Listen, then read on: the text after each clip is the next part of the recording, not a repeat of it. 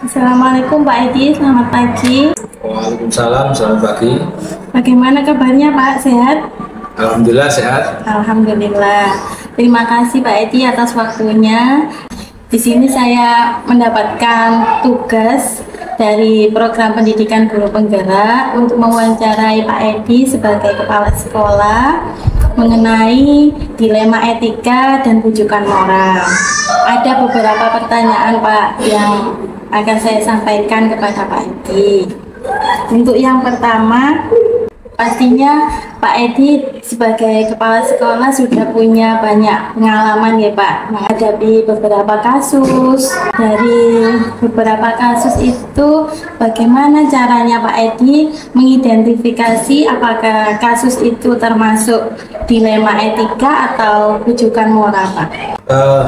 Di dalam suatu lembaga pasti ada suatu permasalahan kasus. Saya sebagai selaku kepala sekolah harus inilah atau untuk mengambil suatu keputusan, karena kadang di dilema etika kan ada kasus itu kan dua keputusan yang harus kita pilih salah satu. Ya, Pak, berarti kita harus bisa memilih salah satu kepentingan itu ya Pak. Ya. Ada dua kepentingan, berarti yang Pasti diambil yang terbaik. yang terbaik begitu Pak Ya. ya.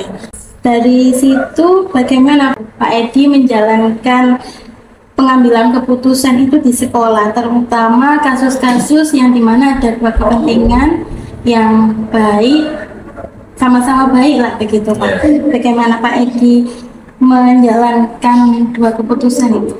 Untuk mencari solusi atau pemecahan masalah, untuk mengambil suatu keputusan yang baik itu kita harus mengumpulkan stakeholder dari guru, komite, dan warga sekolah, atau yaitu wali murid juga.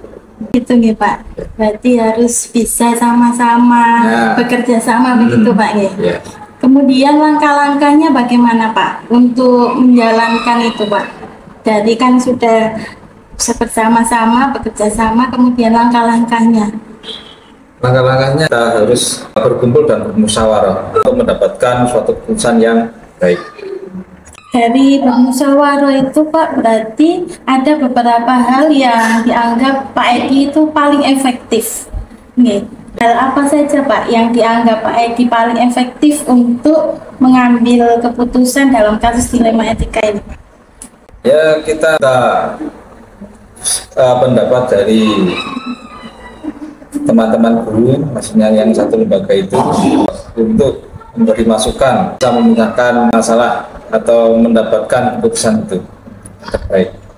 Gitu ya. Jadi kita harus bisa mengambil keputusan yang paling baik begitu Pak. Iya, ya melibatkan guru-guru juga, kan nggak mungkin saya untuk memutuskan sendiri, itu cinta nggak mungkin. Iya Pak. Dari itu apakah ada tantangan tersendiri Pak dari Pak Edi setelah bermusyawarah dengan guru? Apa ada sebuah tantangan? Dinamakan tantangan itu sudah pasti, karena nggak mungkin suatu keputusan itu diterima 100%. Nah, tapi ada tantangan tersendiri. Nah, dari situ saya selaku kepala sekolah juga mengajak, pertama itu ya guru-guru senior yang saya anggap mempunyai pengetahuan dan pengalaman dan mengerti bagaimana memecahkan suatu permasalahan. Gitu nih Pak. Jadi pasti ada tantangan itu. Apakah ada jadwal khusus Pak untuk mengatasi kasus-kasus ini? Untuk penjadwalan itu tidak ada, karena suatu permasalahan itu lebih baik segera diselesaikan, dicari pemecahan masalahnya. Kalau nanti ditumpuk ya tambah lebih banyak permasalahannya, bukan baik langsung. Jadi lebih baiknya langsung begitu Pak ya. Apa ada faktor-faktor apa seseorang yang bisa mempermudah waktu jalannya pengambilan keputusan ini Pak? Untuk yang mempermudah dalam pemecahan masalah itu, dari teman-teman yang bisa memberi solusi dan keputusan yang sudah disepakati semua, pokoknya mayoritas lah ya. Itu nanti kan saya sebagai kepala sekolah kan juga itu, dan saya anggap baik keputusan itu ya saya juga menyetujuinya. Jadi walaupun pasti ada salah satu atau beberapa yang masih kurang serap dalam suatu keputusan itu wajar ya, karena tertinggi kan dari kepala sekolah untuk suatu keputusan. Iya Pak. Berarti bisa dari teman-teman guru dibantu lah untuk ya tadi termasuk senior atau guru yang punya pengalaman dalam suatu organisasi kan bisa sangat membantu.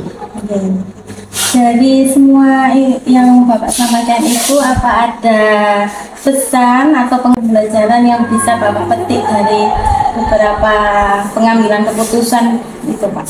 Seandainya ada suatu permasalahan itu tidak boleh ditunda, sesegera mungkin untuk mencari solusinya. Tidak perlu dijadwal langsung. Kalau kita butuh stakeholder yang ada di lembaga itu ya kita butuhkan biar suatu permasalahan itu cepat terselesaikan, biar tidak ngambang. Berarti dari pembelajaran itu harus bisa sesegera mungkin mengatasi suatu kasus begitu Pak ya, tanpa menunda, tanpa ada jadwal khusus.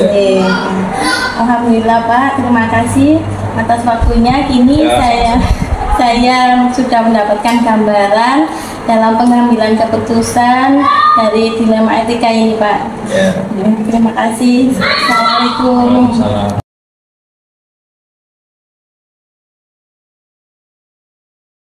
Assalamualaikum Pak Rozikin, bagaimana kabarnya? Waalaikumsalam, kabarnya baik-baik.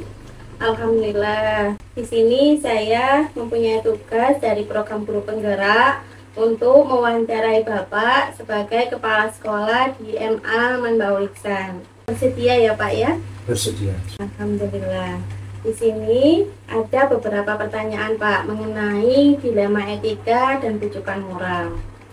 Pak Rozikin tentunya selama menjadi kepala sekolah telah banyak menghadapi beberapa kasus, utamanya mengenai dilema etika dan rujukan moral.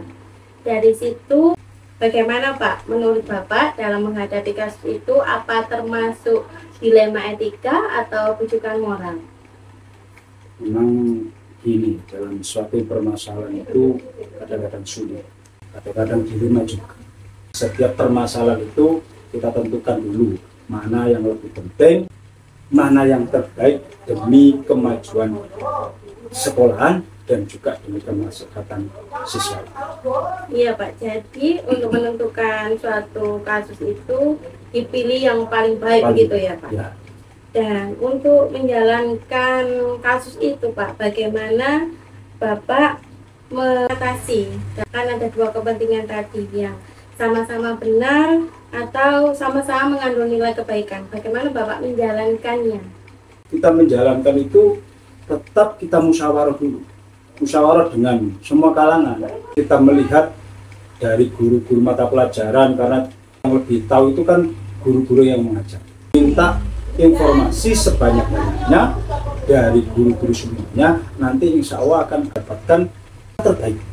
Semuanya itu baik, tapi kan mengambilnya itu tetap dari yang terbaik demi kemaslahatan, memandang dari pihak kesekolahan juga, memandang ke siswanya juga. Tapi jangan sampai kita itu mengedepankan emosi diri sendiri, tetap melihat dari mana yang terbaik bagi sekolah dan juga terbaik bagi siswa tersebut. Jadi melihat dari segala bentuk sisi begitu ya Pak ya. Untuk selanjutnya Pak, bagaimana langkah-langkahnya? Seperti apa biasanya ketika menghadapi kasus? Ya, langkah-langkahnya itu tadi tetap musyawarah. Musyawarah dulu, kemudian lihat anak tersebut, kita lihat dari sisi-sisi yang lain. Kadang-kadang butuh bimbingan, kita juga nanti ada guru BK, maka kita serahkan dulu kepada guru BK, bimbing yang terbaik. Barangkali dengan langkah-langkah tersebut itu, maka suatu kekompakan dalam sekolah itu diperlukan, bukan langsung memvonis anak itu, enggak ya, tetap kita memerlukan semua pihak. Jadi dicari penyebabnya cari penyebabnya dulu, kemudian dimusyawarahkan, maka nanti ada ketika penyebabnya sudah tahu, nanti dicari bagaimana solusi yang terbaik. Begitu ya Pak ya.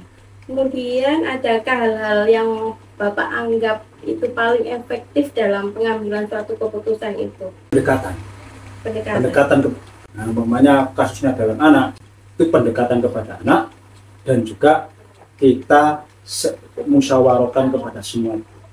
Itu pendekatan, tetap kita mementingkan yang lebih penting dengan pendekatan.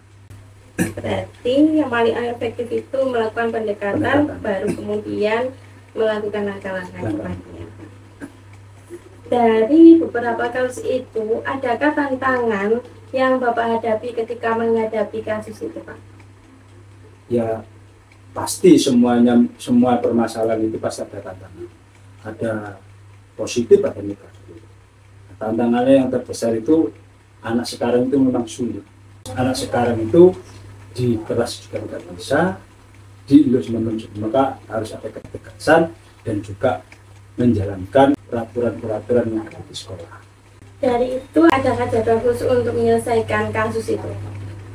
Tetap ada jadwal khusus untuk menangani anak-anak tersebut. Karena kalau nggak ada jadwal khusus, nanti jam pelajaran akan kacau. Nanti dikomunikasikan dengan kesiswaan dan juga guru BK. Kalau perlu, wali murid pun diajak bimbingan. Karena itu dampaknya nanti di rumah juga. Kadang-kadang permasalahan tersebut ada di rumah. Nah, kita minta bantuan dari wali murid, bagaimana caranya. Maka kita rundingan itu ya butuh wali murid. Jadi tetap ada jadwal khusus ya Pak? Dan prosedurnya juga tadi seperti itu dengan guru BK dan juga wali murid, warga kesiswaan gitu ya Pak ya. Adakah seseorang atau faktor-faktor yang bisa mempermudah Bapak dalam menyelesaikan kasus ini? Ya itu, faktornya itu tetap harus mengetahui penyebabnya apa. Karena semuanya apa yang dilakukan anak itu pasti ada penyebabnya. Itu insya Allah mudah untuk menyelesaikan masalah.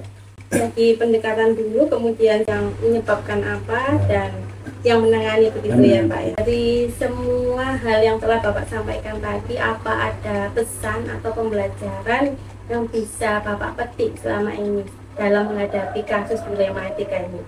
Pesan saya itu jangan terlalu memvonis anak. Namanya nakal, wah itu langsung nakal terus, tidak.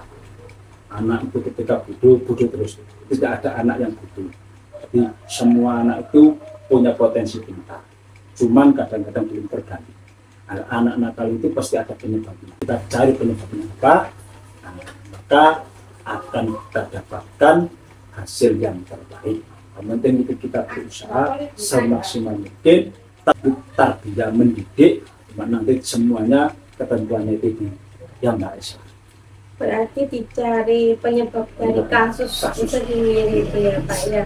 Dari semua pembelajaran, alhamdulillah ini saya sudah dapat gambaran yang lebih baik lagi tentang cara menghadapi kasus dilema etika ini ya Pak ya.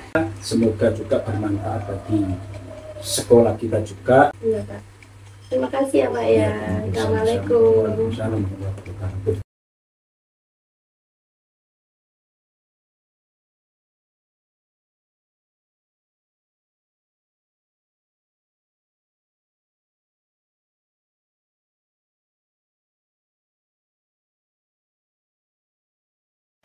Baiklah, akhir kata, wassalamualaikum warahmatullahi wabarakatuh.